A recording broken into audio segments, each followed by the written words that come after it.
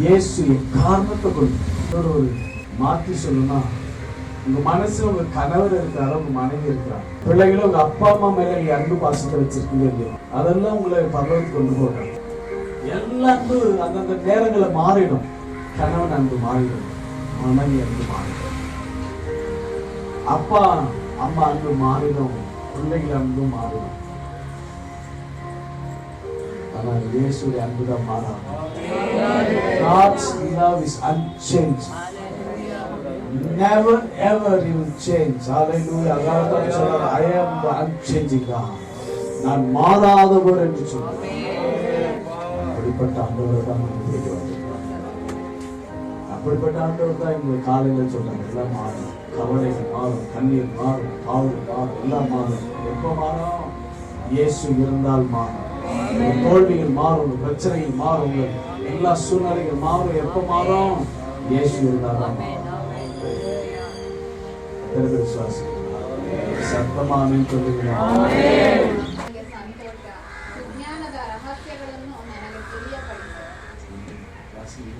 Before I was shapen in iniquity and in sin did my mother conceive me.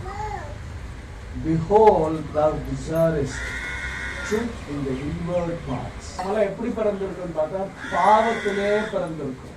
சரியா? என்னமே பாவம்னா 6ஆம் வசனம் சொல்றாரு, உள்ள ஆனது கூட எல்லாம் பாவம், இல்ல பாவத்துக்கு கருத்து. வெளி தோற்றமா இருக்கிறது, வெளி தோற்றம் பாவத்திலே இருக்கு.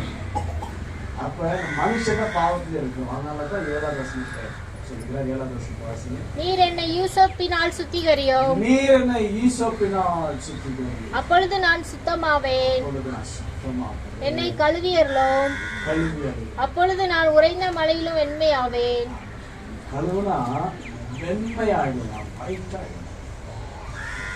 அப்ப தேவன் இடத்துல பரிசுத்தமாக ரொம்ப அவசியம்.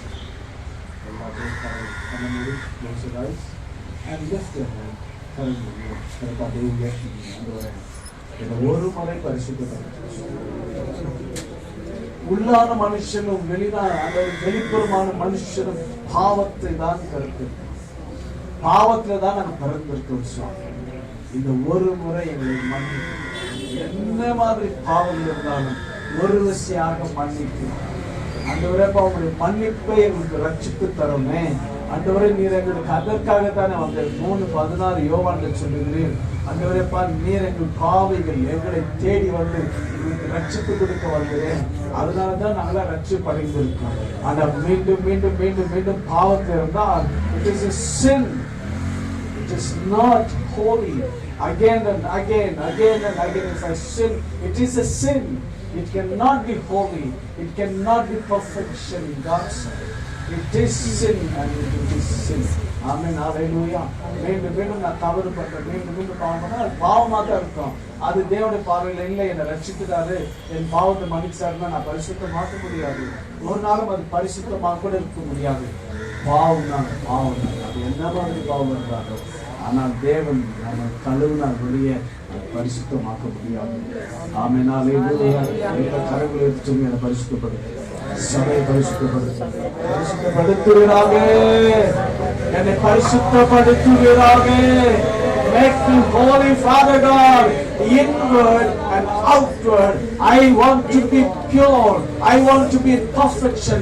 I want to be sinless.